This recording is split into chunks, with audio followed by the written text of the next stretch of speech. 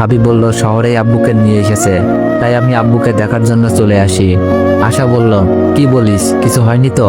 আমি প্রায় কান্নার ভাব নিয়ে বললাম, এই যাত্রায় নাকি বেঁচে ফিরেছে। আমি দূর থেকে আব্বু আম্মুকে দেখে আসলাম। রিমি বলল, সরি অনিক, না জেনে উল্টাপাল্টা বলে ফেলেছি। যাক, মিথ্যাটা বলে কন্ট্রোল করতে পারলাম। আশা বলল, আচ্ছা আমরা না হয় বুঝলাম, এখন আব্বুকে কে বোঝাবে? আব্বু বলেছে তোকে বাসায় না নিয়ে গেলে আমাকে বাসায় যেতে দিবে না। আশা তো দেখছে আবার প্যাঁচে ফেলে দিল। আমি বললাম, আরে তুই বলে দিস, নয়তো কল করে আমি বলে দিচ্ছি। আশা বলল, না হবে না, তোকে বাসায় নিয়ে যেতে বলছে। আর কেন বিয়ে থেকে পালাইছিস আব্বুকে বলতে হবে। আচ্ছা কাল যাবো, আঙ্কেলকে বলবো। আঙ্কেলকে না হয় বুঝিয়ে ফেলবো। আশার ভাবির সাথে যদি মিথিলা আসে আর সুমি আপন ননদ তো আমাকে চিনে। আশা বলল, কাল যাবি, তাহলে আজ কোথায় থাকবো? রিমির সাথে থেকে যা, ভালো বুদ্ধি দিলাম। আশা বলল, কি নতুন ভাবি বাসায় আর আমি এখানে থাকবো? চল বলছি। আশা আমাকে টেনে হিসড়ে চলল।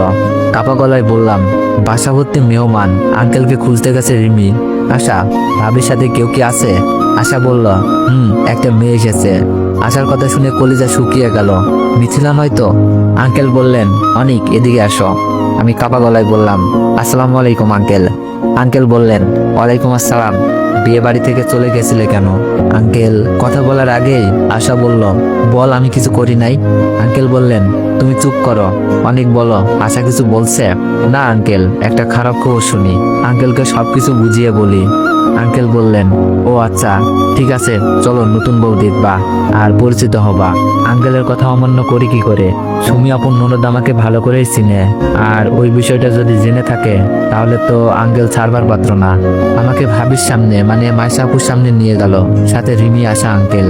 আপন ননদের নাম মাইশা, আমার থেকে 3 বছরের বড় ছিল, তবে খুব ভালো ছিল।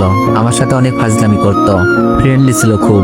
মাইশা, এটা তোমাদের দেবর, আশার কলেজ ফ্রেন্ড, তবে আমার ছেলের মতোই। আঙ্কেলের কথা শুনে মাইশা আপু চোখ খুলে তাকিয়ে হা করে আছে। আমি মাথা নিচু করে আছি, মুখে হাত দিয়ে, যেন চিনতে না পারে। মাইশা আপু বলল, এই তুমি অনিক না?